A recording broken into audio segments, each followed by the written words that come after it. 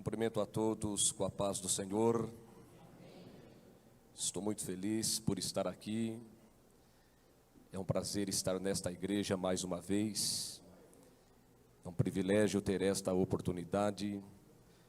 Quero externar a Deus a minha gratidão pela vida do pastor Misael, que carinhosamente me fez o convite para estar aqui.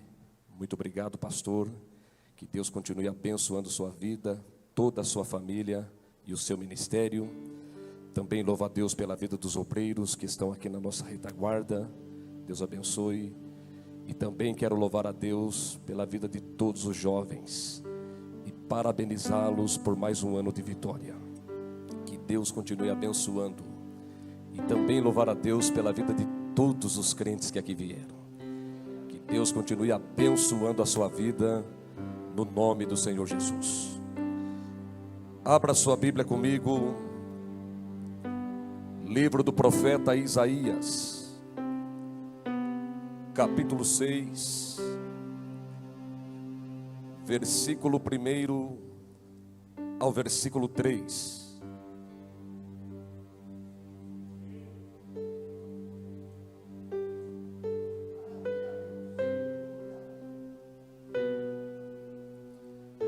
Isaías capítulo 6, versículo 1 ao versículo de número 3. Exaltado seja o nome de Jesus. Isaías capítulo 6, versículo 1 ao versículo 3. Está escrito assim: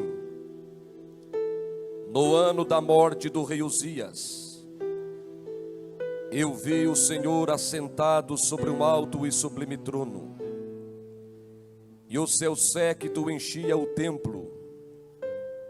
Serafins estavam por cima dele, cada um tinha 6 asas, com 2 cobria o rosto, com 2 cobria os pés, e com 2 voava.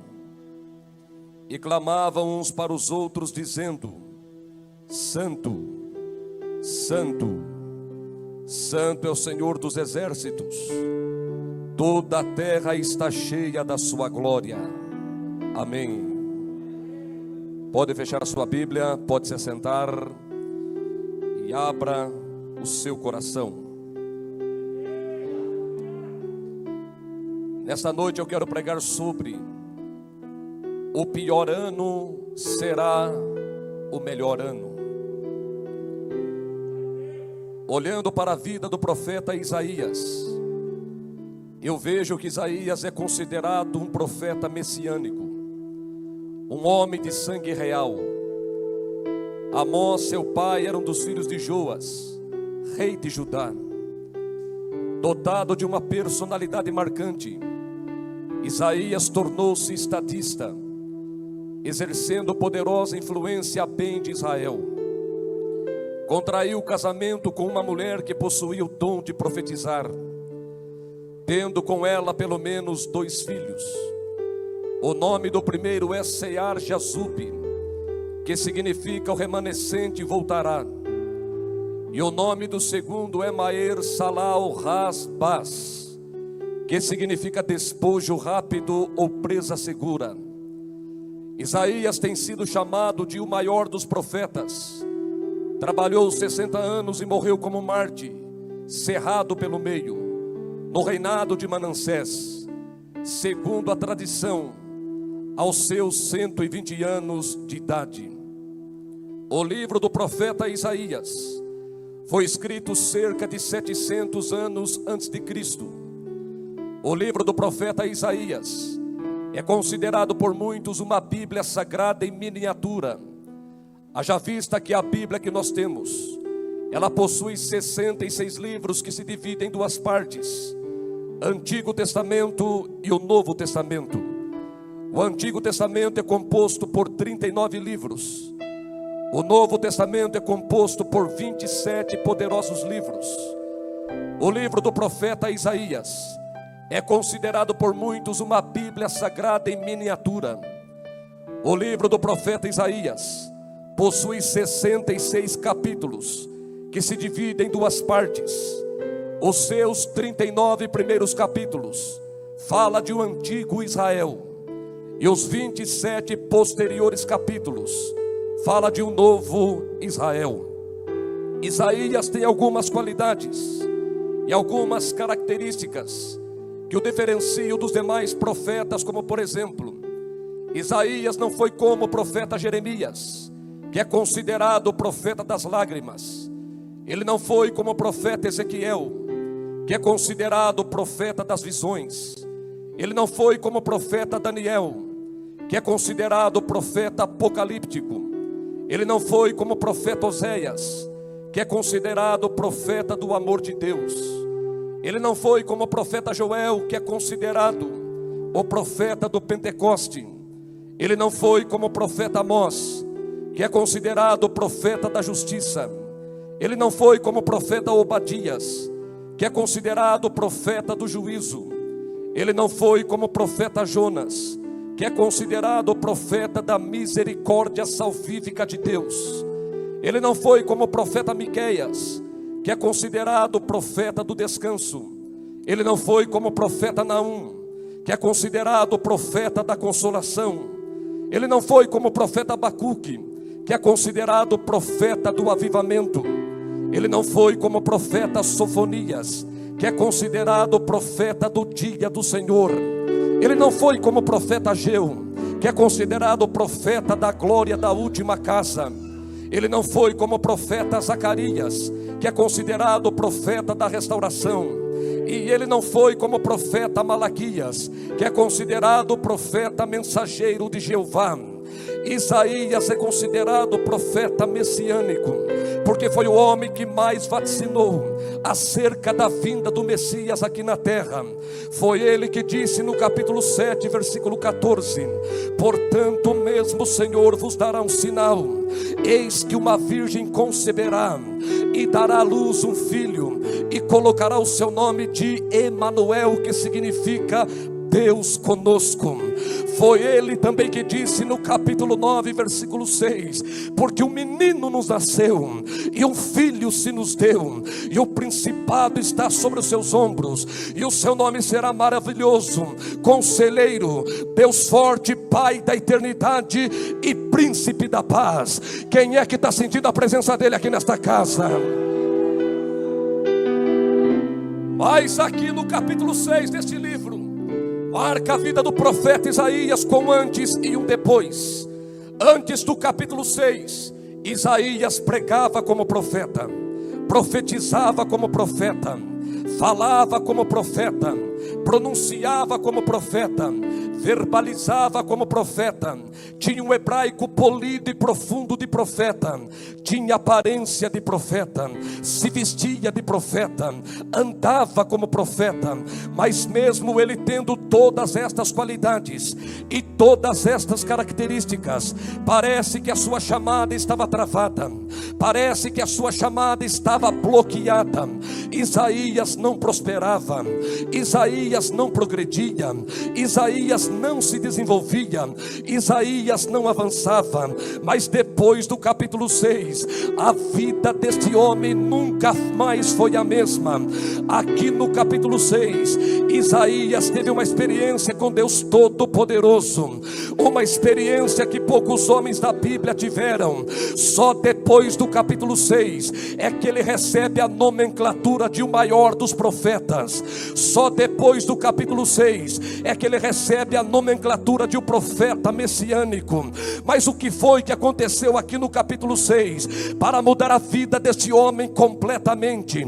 Antes de entrar nos detalhes deste capítulo, eu quero te dizer que Deus me trouxe aqui para pregar para pessoas que têm chamada, para pregar para pessoas que foram escolhidas na eternidade passada, pessoas que foram ungidas para vencer, pessoas que oram, pessoas que leem a Bíblia, pessoas pessoas que consagram a vida, pessoas que vêm para a igreja, pessoas que contribuem, pessoas que adoram o Senhor, pessoas que glorificam o Senhor, pessoas que exaltam o Senhor, pessoas que têm talento, pessoas que têm habilidades, pessoas que já eram para estar longe, já eram para estar vivendo a realização dos sonhos, já eram para estar vivendo a concretização dos projetos, já eram para estar vivendo o cumprimento das promessas. Só que na sua caminhada alguma coisa te bloqueou, alguma coisa te paralisou, alguma coisa te travou, e você não consegue prosperar,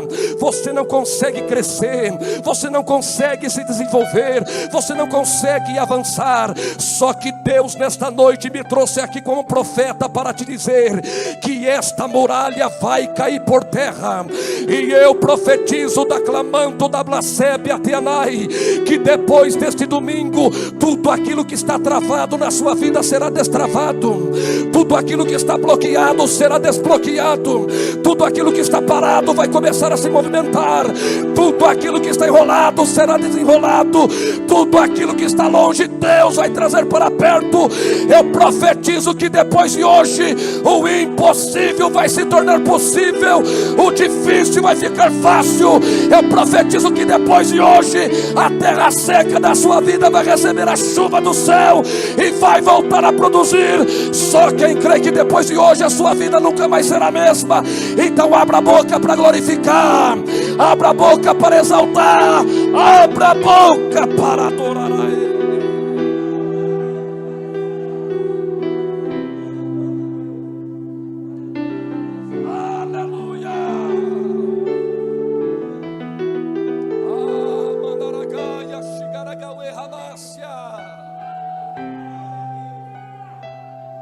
Mas o que fazer, pastor Rogério, para termos uma vida triunfante? O que fazermos para avançarmos? O que fazer para termos uma vida de excelência no reino de Deus? Nós que viemos aqui para termos uma vida de excelência no reino de Deus, nós não podemos se contaminar, nós não podemos se corromper, nós não podemos se misturar com este misticismo religioso que está entrando dentro das igrejas brasileiras.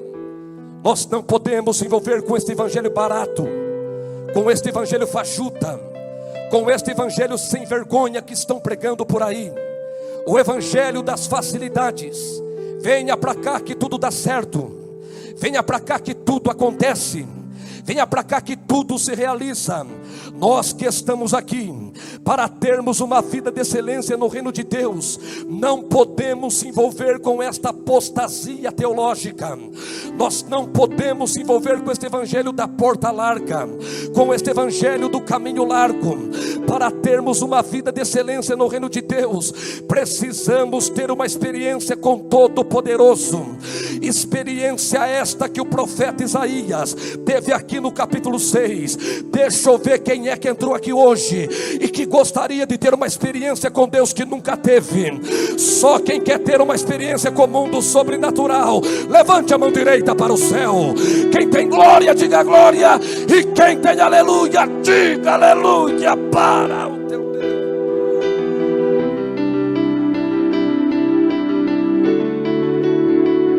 Mas o que foi que aconteceu aqui, pastor, que mudou a vida desse homem completamente? Vocês sabem o que foi que aconteceu aqui no capítulo 6? Isaías teve uma visão. Olhe para o crente que está do seu lado, diga para ele: Isaías teve uma visão. Diga para ela: Isaías teve uma visão. Isaías disse: no ano em que morreu o rei Uzias, eu vi o Senhor assentado sobre um alto e sublime trono. Quando Isaías disse no ano em que morreu o rei Uzias, ele usa esta expressão no sentido cronológico, para associar o ano da sua chamada, a morte de uma pessoa muito importante naquela época.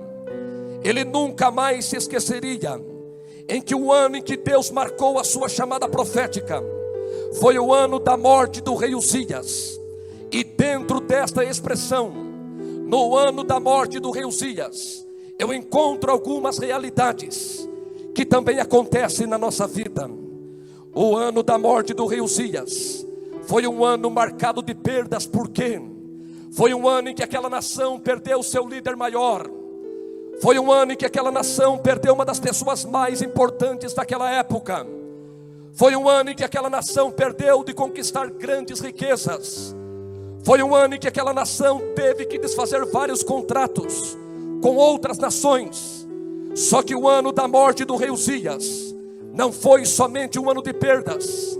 Aquele ano também foi um ano de angústia, porque toda perda é acompanhada de angústia. E a dor da angústia é uma das piores dores que um ser humano pode sentir. A dor da angústia dói, e ninguém sabe onde dói. A dor da angústia fere, e ninguém sabe onde feriu. A dor da angústia machuca, e ninguém sabe onde machucou. A dor da angústia nos paralisa, quando deveríamos estarmos em movimento. A dor da angústia nos faz sentar, quando deveríamos estarmos de pé. A dor da angústia nos faz retroceder, quando deveríamos avançar.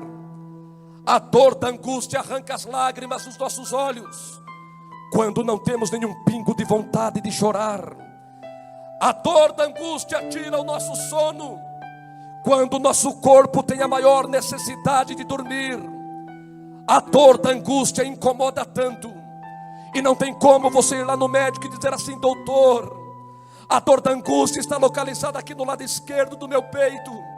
O Senhor poderia abrir o meu corpo com bisturi e arrancar esta dor de lá. A dor da angústia é uma das piores dores que um ser humano pode sentir. Quem sabe estou pregando para alguém aqui hoje que já esteja dizendo: pastor Rogério Camargo, o ano da morte do rei Uzias está parecendo o ano de 2020 na minha vida. O ano da morte do rei Uzias foi um dos piores anos que o profeta Isaías viveu, porque foi um ano marcado de perdas, e foi um ano marcado de angústia. Quem sabe estou pregando para alguém aqui hoje que neste ano de 2020 você já perdeu tantas coisas que até agora você não consegue encontrar dígitos para contabilizar o tamanho das suas perdas. Existem pessoas que estão me ouvindo nesta hora, que neste ano de 2020 perderam matrimônios, o sonho de ter uma família feliz. Existem pessoas que estão me ouvindo nesta hora, que neste ano de 2020 perderam relacionamentos importantíssimos. Existem pessoas que estão me ouvindo aqui hoje, que neste ano de 2020 perdeu grandes oportunidades, que você sabe que elas nunca mais voltarão para a sua vida. Existem pessoas que estão me ouvindo nesta hora, que neste ano pandêmico, neste ano de pandemia, neste ano em que o planeta Terra foi afetado pelo Covid-19, perdeu pessoas que foram ceifadas por este vírus, pessoas que partiram para a eternidade da sua família. Existem pessoas que estão me ouvindo aqui nesta hora, que neste ano de 2020 perderam casa, perderam carro, perderam emprego, perderam dinheiro, perderam a saúde, perderam amigos, perderam colegas. Existem pessoas que estão me ouvindo nesta hora, que neste ano de 2020 perderam a alegria de viver, perderam a vontade de viver, perderam o prazer de viver. 2020 tem sido um ano de perdas para a sua vida. O ano da morte do rei Uzias foi um dos piores anos que o profeta Isaías viveu, porque foi um ano marcado de perdas, e foi um ano marcado de angústia. Quem sabe estou pregando para alguém aqui hoje que já esteja dizendo: ah, pastor Rogério, assim como o profeta Isaías, além de eu estar vivendo um ano de perdas, eu também estou vivendo um ano de angústia. Existem pessoas que vieram aqui, que neste ano de 2020 estão chorando como nunca choraram. Existem pessoas que vieram aqui, que neste ano estão derramando lágrimas como nunca derramaram. A dor da angústia que você está sentindo é tão grande que você tem vontade de sair pelas ruas da sua cidade e ficar gritando de desespero. A dor da angústia que você está sentindo é tão grande que você tem vontade de pular dentro de um buraco e nunca mais sair de lá. A dor da angústia que você está sentindo é tão grande que você pensa que a qualquer momento o seu coração vai parar de bater. A dor da angústia que você está sentindo é tão grande que você pensa que você não vai conseguir suportá-la mais. A dor da angústia que você está sentindo é tão grande que você tem vontade de entrar dentro de um carro, viajar, sem saber aonde parar. A dor da angústia que você está sentindo é tão grande que você tem vontade de entrar dentro de um quarto, fechar a porta e nunca mais conversar com ninguém. 2020 tem sido um ano de perdas para a sua vida. 2020 tem sido um ano de angústia para a sua vida. O ano da morte do rei Uzias foi um dos piores anos que o profeta Isaías viveu, porque foi um ano marcado de perdas e foi um ano marcado de angústia. Só que o ano da morte do rei Uzias também foi o melhor ano que o profeta Isaías viveu. O melhor ano que o profeta Isaías viveu foi exatamente o pior. O melhor ano que o profeta Isaías viveu foi o ano mais difícil. Pastor Rogério Camargo, como que você sabe disso? Ele mesmo está dizendo aqui no texto: no ano que eu perdi, no ano que eu derramei as lágrimas da angústia, eu vi o Senhor, eu vi o Senhor, eu vi o Senhor. Eu profetizo que 2020 não será o pior ano da sua vida.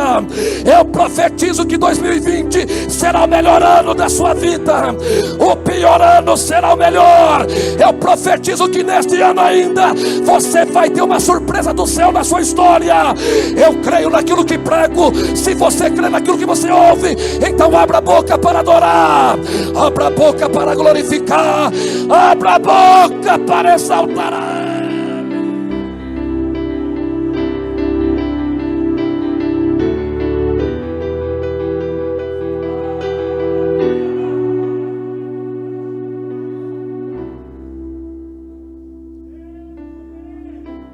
Só que o profeta Isaías disse: no ano da morte do rei Uzias, não foi o meu colega, eu vi o Senhor assentado sobre um alto e sublime trono. Só que ele está dizendo: eu vi, mas não foi no ano que eu ganhava. Eu vi, mas foi no ano que eu perdia. Eu vi, mas não foi no ano que eu sorria. Eu vi, mas foi no ano que eu chorava. Eu vi, mas não foi no ano das portas abertas. Eu vi, mas foi no ano das portas fechadas. Eu vi, mas não foi no ano que tudo estava dando certo.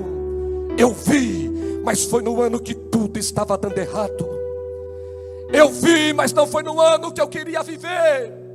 Eu vi, mas foi no ano que eu queria morrer. No ano da morte do rei Uzias, Isaías viu o céu pelo lado de dentro. No ano da morte do rei Uzias, Isaías viu o Senhor assentado sobre um alto e sublime trono. No ano da morte do rei Uzias, o ministério deste homem saiu do anonimato. No ano da morte do rei Uzias, o ministério deste homem começou a avançar na terra. No ano da morte do rei Uzias, todas as portas que ele precisava se abriram do seu caminho. Eu profetizo mais uma vez: 2020 não será o pior ano da sua vida. 2020 será o melhor ano da sua vida. O pior ano será o melhor.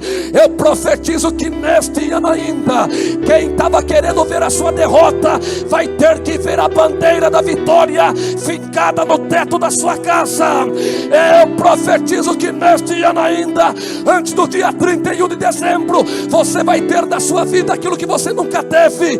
Só quem crê que este ano é o ano da nossa vitória, então abra a boca e adore. Alaia Bambarabaxandarácia. Já tem crente adorando aqui, já tem pastor glorificando aqui, já tem crente derramando lágrimas lá. Só quem veio para adorar, isso, adore a Ele, adore a Ele, adore a Ele.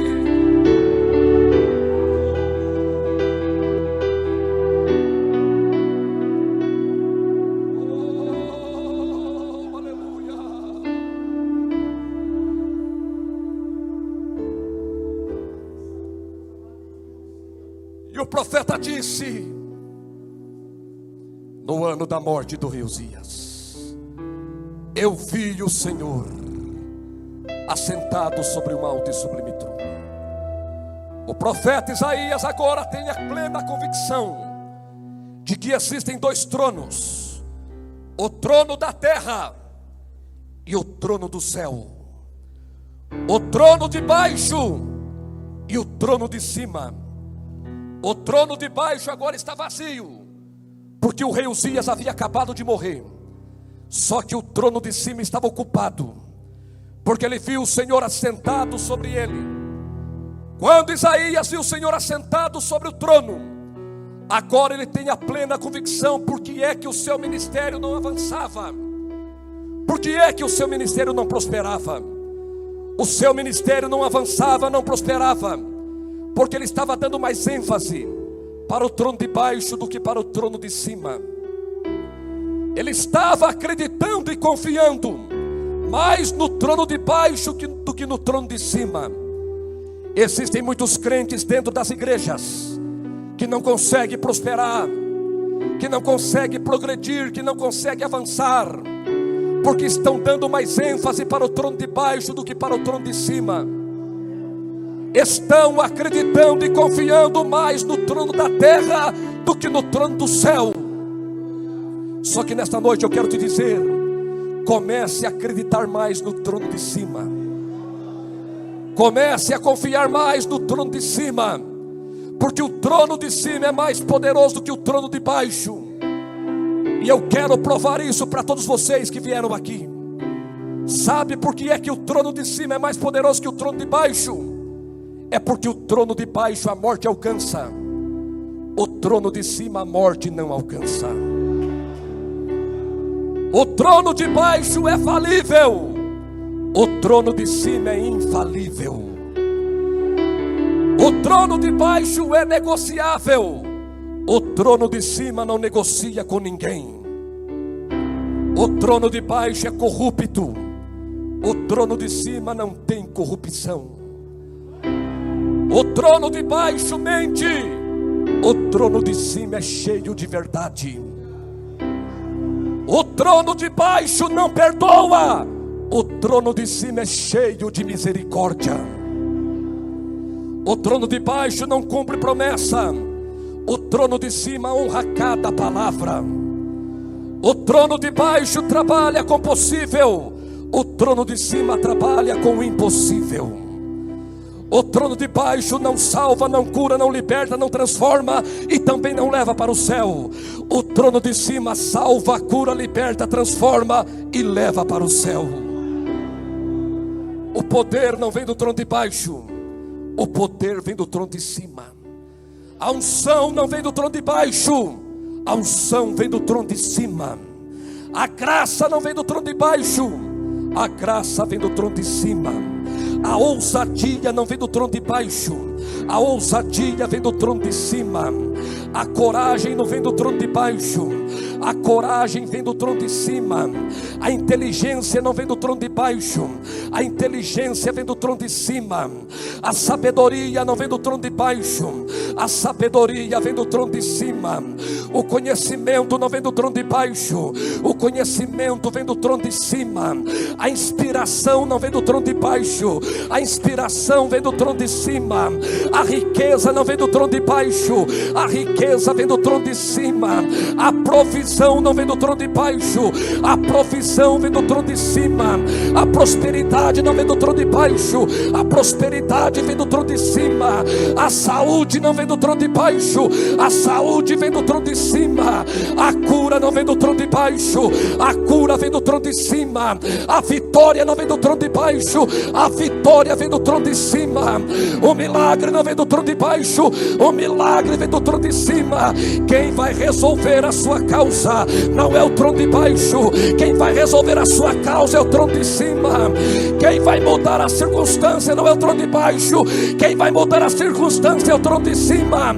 Quem vai virar o seu cativeiro hoje não é o trono de baixo, quem vai virar o seu cativeiro hoje é o trono de cima.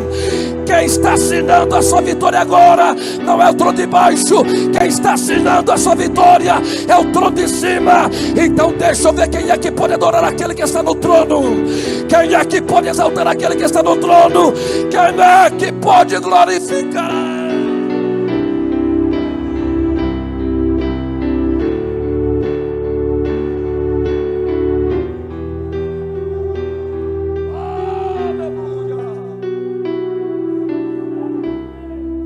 O trono de cima é mais poderoso do que o trono de baixo.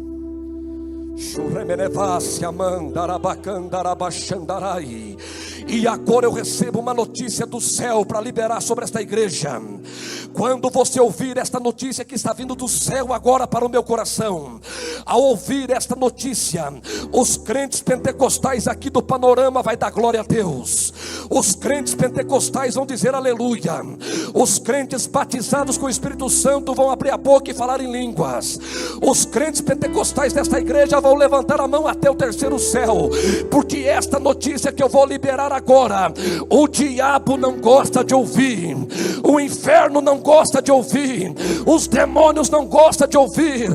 A notícia do céu que eu tenho para te dar é esta: a manjedoura está vazia, a cruz está vazia, a sepultura está vazia, mas o trono está ocupado. Se o trono está ocupado é porque Jesus Cristo reina, e se Ele reina, Ele está presente em nosso meio aqui. Quem é que está sentindo a presença dEle? Recebe a presença dEle, recebe, recebe, receba.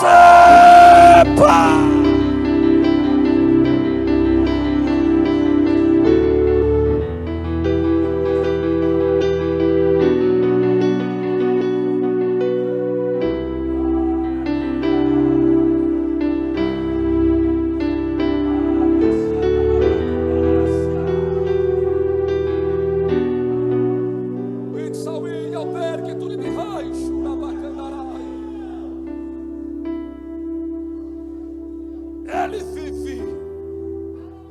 Jesus Cristo reina. Eu sinto a presença dele aqui nesta casa. Já tem algumas pessoas derramando lágrimas, pode chorar. É para você que eu vim pregar aqui hoje. Abra o coração mesmo. Tem jovem aqui cheio do Espírito Santo. Tem jovem aqui falando em línguas. Só quem está sentindo a presença daquele que deixou a sepultura vazia, só quem está sentindo a presença daquele que está no trono. Isto, sinta mais um pouco. Sinta mais um pouco. Sinta mais um pouco.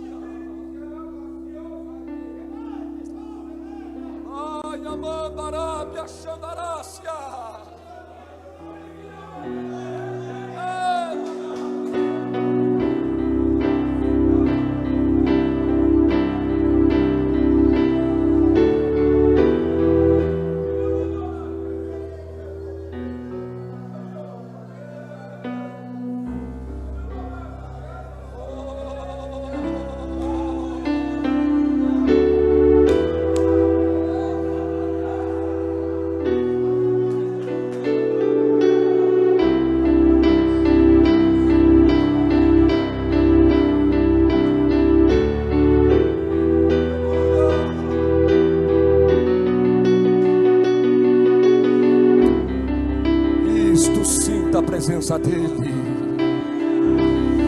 Sinta a presença dEle. Sinta a presença dEle.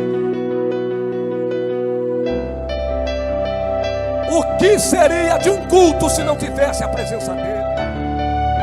Ainda bem que Ele está aqui conosco. Sinta a presença dEle.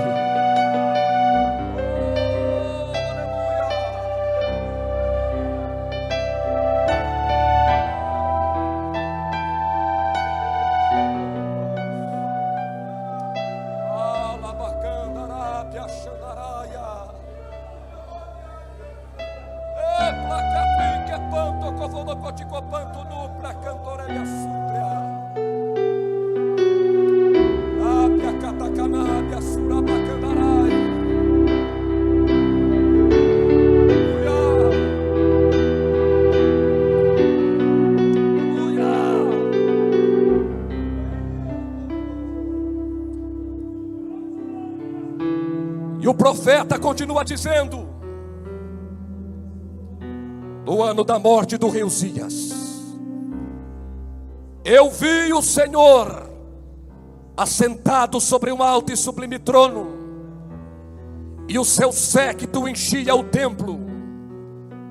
O séquito era colocado na orla da vestimenta do rei, significando honra, significando conquista, significando vitória, significando triunfo. Os reis da antiguidade, quando venciam uma guerra, ele colocava um séquito no seu manto. Quando uma pessoa via um rei com seu manto cheio de séquito, aquela pessoa ia dizer assim: este rei é um rei vitorioso, este rei é um rei que venceu muitas guerras. E agora o profeta está dizendo: e o seu séquito enchia o templo. Significa que o nosso Deus nunca perdeu uma guerra, o nosso Deus nunca perdeu uma peleja, o nosso Deus nunca perdeu uma batalha, o nosso Deus nunca perdeu e nunca perderá uma guerra. Ele nunca perdeu e nunca perderá uma peleja. Ele nunca perdeu e nunca perderá uma batalha. Ele é chamado de o Senhor dos exércitos, poderoso na guerra, poderoso na peleja, poderoso na batalha. Deixa eu ver quem é que serve o Senhor dos exércitos aqui nesta casa. Só quem serve o poderoso na guerra. Isso dá mais um glória para Ele aí.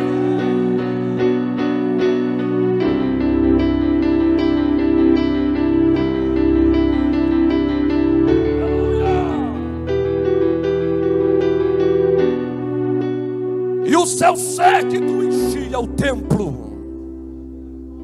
Serafins estavam acima dele. E aqui eu tenho uma revelação para a sua vida. A pergunta que eu faço para vocês aqui hoje é esta: pode alguém estar acima de Deus? Pode alguém estar acima do Todo-Poderoso? Pode alguém estar acima do Altíssimo? Pode alguém estar acima do Criador de todas as coisas? Talvez você responda: nunca, jamais. Só que aqui o profeta está dizendo que os serafins estavam acima dele. Uma certa ocasião, um querubim queria subir acima dele e ele não aceitou. E ele o abateu com a terça parte dos anjos. Só que aqui o profeta está dizendo que os serafins estavam acima dele. Por que é que os serafins estavam acima dele? Os serafins só estavam acima dele porque estavam adorando. Sabe que eu aprendo aqui? Aqui eu aprendo que somente a adoração te levará em lugares que você jamais pensou que iria chegar. Não, tem muito crente que está desligado, não entendeu ainda. Eu vou falar mais uma vez para você dar um glória bem gostoso. Somente a adoração te levará em lugares que você jamais pensou que iria chegar. Se você for um verdadeiro adorador, se você for um legítimo adorador, a sua adoração te levará em lugares que você jamais pensou que iria chegar. A sua adoração te transportará para uma outra dimensão, te levará para um outro nível. Então deixa eu ver se tem verdadeiros adoradores aqui. Deixa eu ver se tem legítimos adoradores aqui. Só quem é verdadeiro adorador adora Ele. Adora Ele. Já tem crente adorando ali, já tem crente adorando lá, já tem crente adorando aqui. Só quem veio para adorar isso, adore. Alaia Pamparaba Xambarácia. Adore a Ele, crente. Adore a Ele, crente. Adore a Ele, mocidade. Somente a adoração te levará em lugares que você jamais pensou que iria chegar. Isso, adore. Adore. Adore. Adore.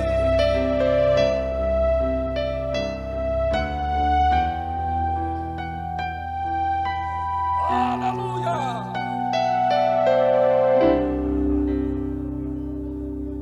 Quer chegar em lugares que você nunca imaginou? Seja um verdadeiro adorador. Os serafins só estavam acima dele porque estavam adorando. Os serafins estavam acima dele. Cada um possuía 6 asas. Com 2 cobria o rosto, com 2 cobria os pés, e com 2 voavam. Com 2 cobria o rosto, fala de reverência. Com 2 cobria os pés, fala de santidade. Com 2 voavam, fala de liberdade. E uns clamavam para os outros dizendo: Santo, Santo, Santo é o Senhor dos exércitos, toda a terra está cheia da sua glória. E aqui eu tenho mais uma revelação para nós encerrarmos. Por que é que os serafins clamaram 3 vezes santos?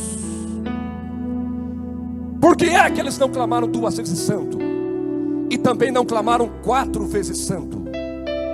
Eles não clamaram 2 e também não clamaram 4. Os serafins clamaram 3 vezes santo. Sabe por quê? O Deus desta igreja é 3 vezes santo. O Deus que nós servimos é 3 vezes santo. Eles clamaram 3 vezes santo porque aqui está falando do Pai, aqui está falando do Filho e aqui está falando do Espírito Santo. Eles clamaram 3 vezes santo, sabe por quê? O número 3 na Bíblia Sagrada é um número carregado de mistérios. O número 3 na Bíblia Sagrada é um número enigmático. O número 3 aqui neste livro, ele fala de coisas completas, como por exemplo, a Bíblia Sagrada que nós temos, ela foi escrita em 3 idiomas: hebraico, aramaico e grego. Os acontecimentos históricos bíblicos se deram em 3 continentes: África, Europa e Ásia. As 3 primeiras criaturas que Deus criou tiveram um primeiro diálogo: Adão, Eva e a serpente. Foram os 3 filhos de Noé que repovoaram a terra após o dilúvio: Sem, Cã, Jafé. São 3 homens considerados os maiores vultos da história de Israel: Abraão, Isaque e Jacó.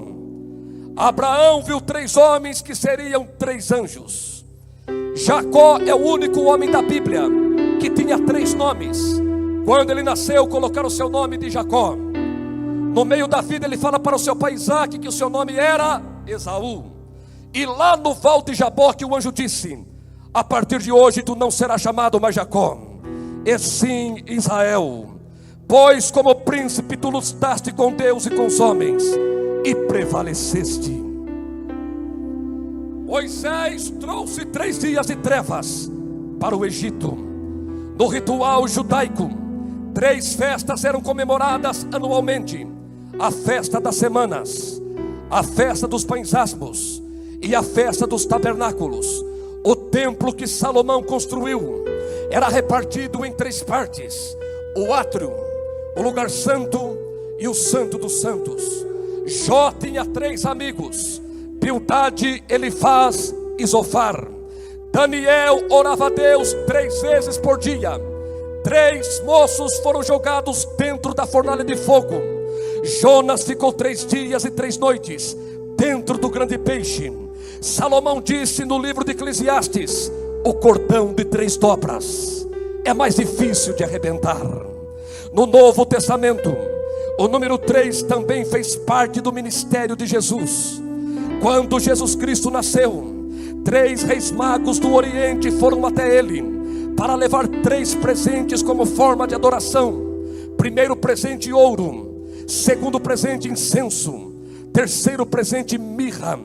Jesus Cristo foi crucificado em uma cruz, e a cruz é feita da madeira, e a madeira vem das árvores, e as árvores foram criadas no 3º dia da criação.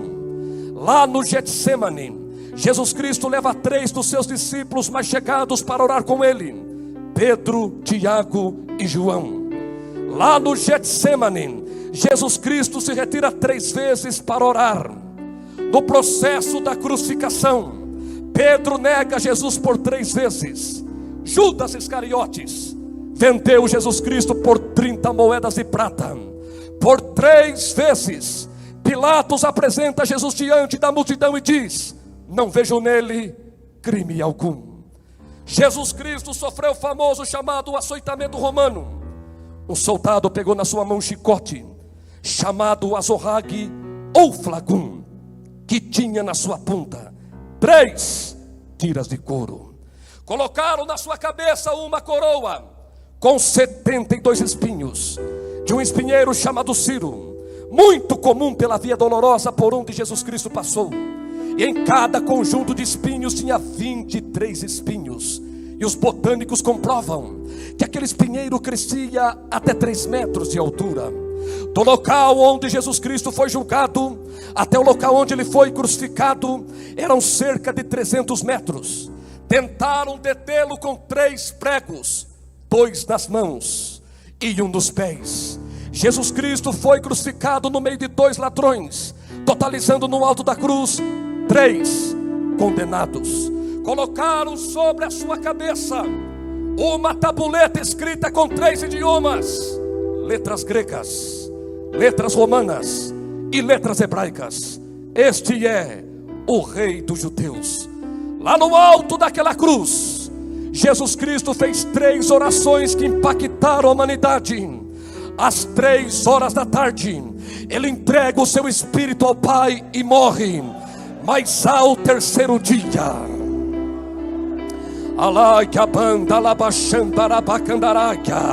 já tem crente entendendo o mistério e está dando glória.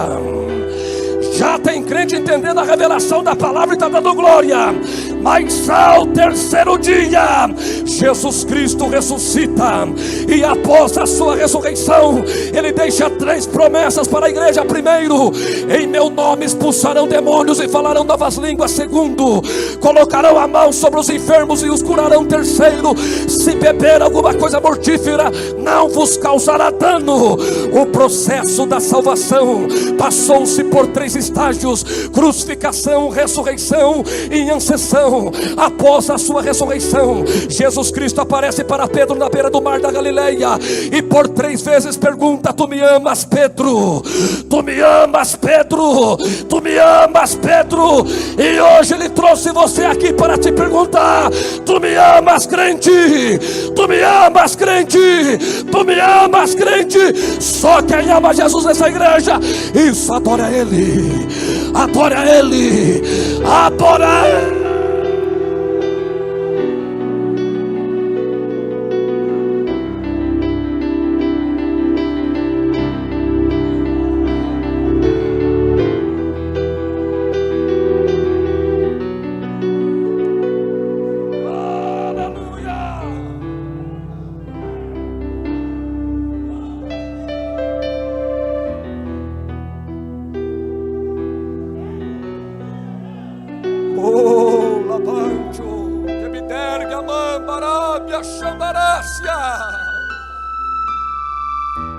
O número 3 é um número carregado de mistérios.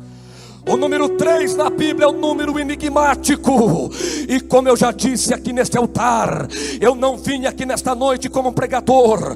Hoje eu vim aqui como profeta de Deus para te dizer que nos próximos 3 dias no calendário do homem, você vai ter uma surpresa do céu na sua vida. Eu profetizo da Clamanto, da Blasébia, Teanai, que nos próximos 3 dias aquela porta que você precisa será aberta. Eu profetizo que nos próximos 3 dias muitas coisas boas vai acontecer na sua vida. E eu vou mais além ainda. Eu profetizo que aquilo que não deu certo na sua vida em 3 anos vai dar certo em 3 dias depois de hoje. Só quem crê no mistério dos 3 dias, isso, adore a Ele, adore a Ele, adora.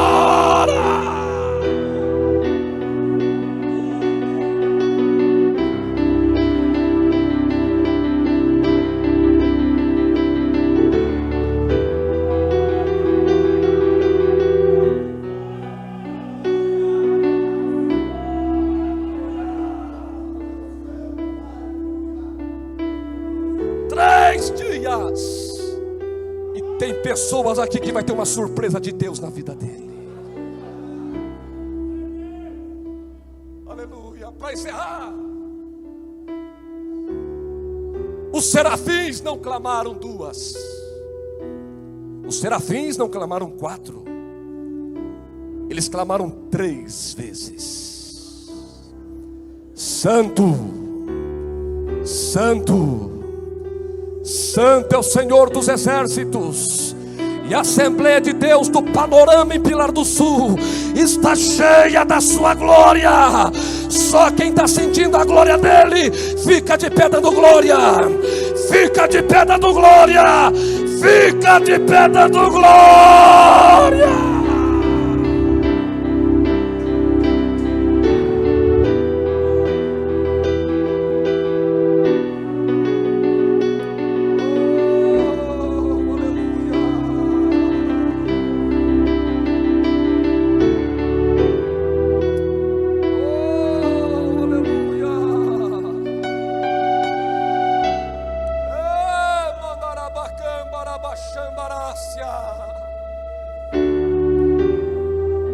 O pior ano será o melhor.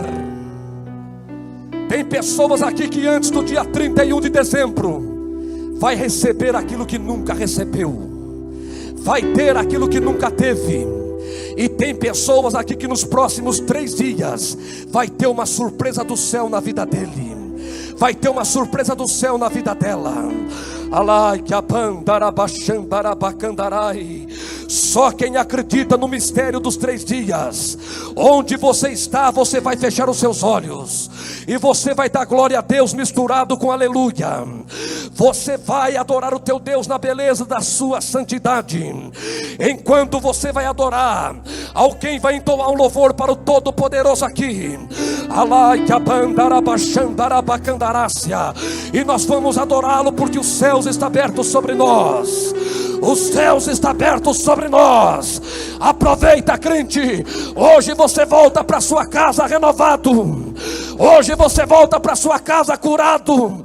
Hoje você volta para sua casa restaurada. Alabacanto repia sandarabacandarai.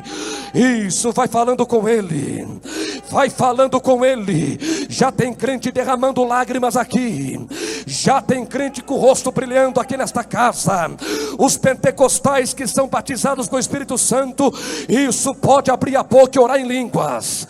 Pode abrir a boca e falar em línguas. Isto, receba a língua de fogo nos teus lábios. É noite de renovo. É noite de Pentecoste. É noite de avivamento aqui neste lugar. Quem não está gostando deste culto é Satanás. E que ele que vai se lascar nos quintos dos infernos, porque hoje a vitória é nossa. Hoje a vitória é nossa. Ninguém vai impedir a sua vitória. ninguém vai tomar a sua vitória, ninguém vai roubar a sua vitória. Alai que apancho, teplor que teria manteplai, alai que abandarabachandarai, alabacandarabaçandarácia. Já tem crente ficando embriagado na nave da igreja. Cadê os jovens glorificando? Enquanto vai adorar, vai dando glória, vai dando glória. Alai que amandarabaxandarabacandarácia. Enquanto eles vão louvar a Deus aqui, você vai dando glória misturado com aleluia, porque eu creio que nesta noite aquele que está sentado no trono vai te curar, aquele que está sentado no trono vai te restaurar, aquele que está sentado no trono vai te libertar. Alabaxuribicandarácia. Isto, sinta a presença dele, sinta a presença dele.